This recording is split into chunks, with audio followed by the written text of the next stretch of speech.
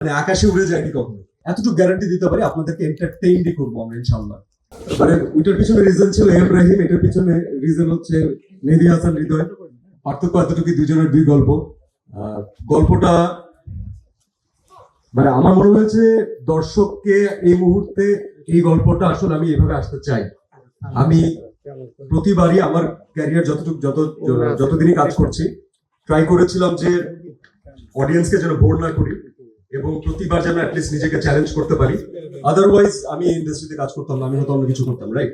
So এই চ্যালেঞ্জটা আমাকে মনে হয় অনেক সুন্দরভাবে হৃদয় ভাই দিয়েছে। কারণ আমি যখন নিজে গল্পটা শুনেছি এবং যখন আমি ইমাজিন করার ট্রাই করেছি, তখন আমার কাছে মনে হয়েছে যে মানে this is such a larger than life character.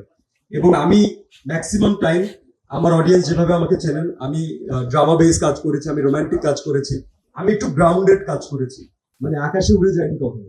তো এবারও আমি আকাশে উড়বো না, তবে কতটুক একটা মানুষ তার ভালোবাসার কারণে ভায়োলেন্ট হতে পারে, কতটুক অ্যাগ্রেসিভ হতে পারেন এবং একটা ডিফারেন্ট ক্যারেক্টার হতে পারে, আই থিঙ্ক অনেক এলিমেন্টস আছে, but at the end of the day people will love this character somehow. আমাকে এতটুকু সুন্দরভাবে ক্যারেক্টারটা প্রেজেন্ট করার সুযোগ আসলে হৃদয় ভাই করে দিয়েছেন এখানে।